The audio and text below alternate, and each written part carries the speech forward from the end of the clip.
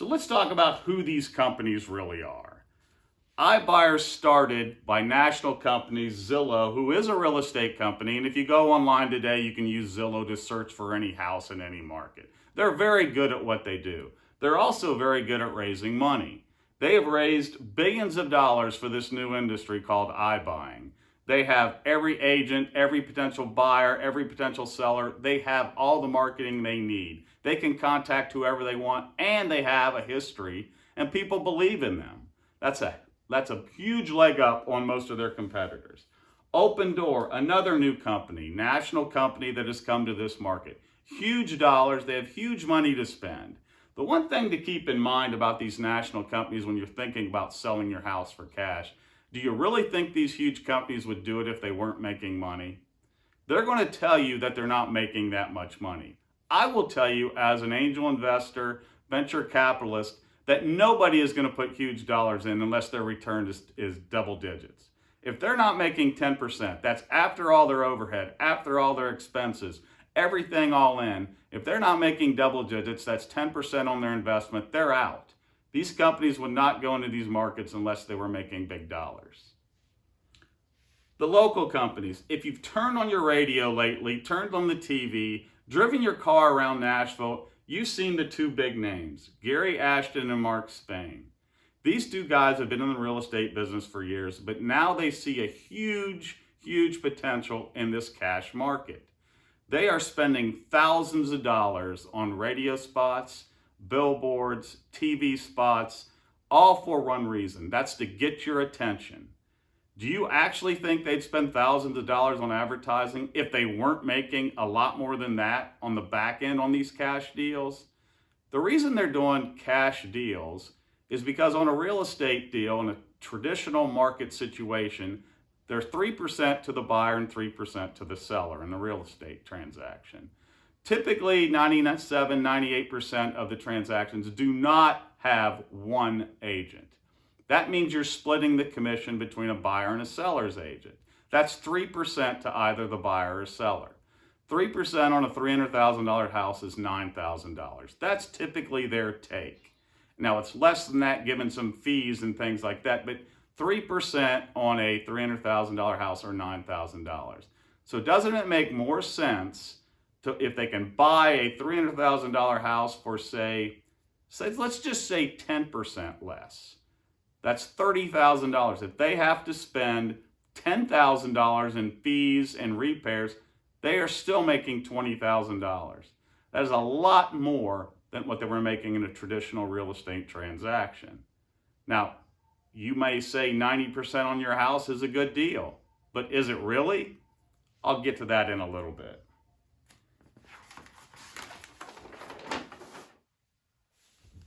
How do iBuyers operate? They want to contact you on the internet. They're doing radio spots, TV spots, but they're going to contact you on the internet. They're not local. Even the local guys don't want to call on you personally. They want to contact you through the internet. You contact them, you email them, you see the deals, you Google iBuyer, you Google cash for your house, whatever it is. 10, 20 sites will pop up. Everybody is doing it now. They want you to email them back your address. It's a matter of public record what you paid for your house. It's a matter of public record if you've ever put it up for sale. Everything's online, all information is accessible. You tell them you want to sell your house. Within a day, 24 to 40 hours, they will shoot you their initial offer. Based on what? Based on nothing but online information. Now, I can speak experience here because I had them do it for me when I was researching this. They had me an offer within 24 hours on the house that I purchased, and it was for a little more than what I paid 3 years ago. They had no idea that I had spent huge dollars on totally remodeling the house. They don't care. They want you to grab your attention for the initial offer and hope that you're in trouble enough to take their offer. So next, what they're going to do is they're going to give you the initial offer. They're going to go back and do some research, and they're going to say, let me do some more research in your area, come back to you and give you another offer. They're going to do what they call a CMA. That is a comparative market analysis of real estate transactions within your area. Here's how they make it work to your advantage. If you've ever sold your house, you have to get an appraisal for your loan. The appraiser typically looks at the high side of your area in a comparative market analysis. They want to make sure whatever you're paying for the house and the bank agree that you're not paying too much. What the iBuyers do is the complete opposite. They're going to do the same market analysis, but they're going to take the lowest bids or the lowest market data in your area. And that's what they did to me. They took what I paid for my house 3 years ago.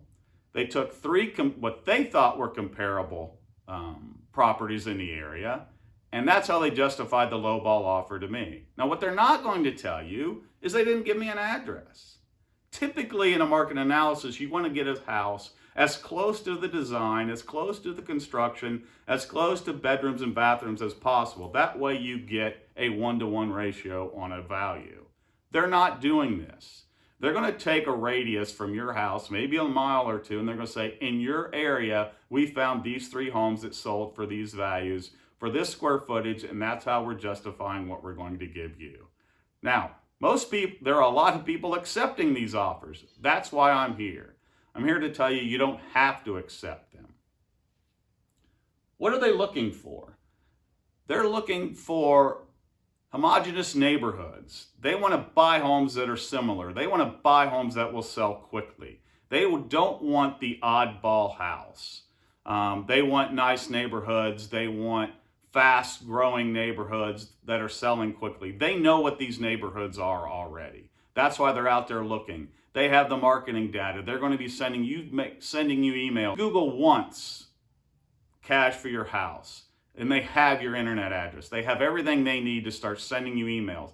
They will bombard you with emails. They will bombard you with offers just to grab your attention. And if you're in a situation where you need to sell your house, I'm telling you, you can listen to them. There are a lot of opportunities out there. You can call 20 companies and get their advice. But all I'll ask you to do is call a real estate agent and talk to them. You can call me. Call me anytime and ask me if it's a good deal. I don't have to list your house. I'll sell your house if you want me to, but I'm just here to educate and inform you on the right thing to do so you don't lose the most amount of money. Fast-growing, crazy markets, minor repairs. They don't want to do major repairs. They don't want to do major renovations on your house. They want to be able to flip your house quickly. Now, are they in fact a flipper? No, they're not a traditional flipper.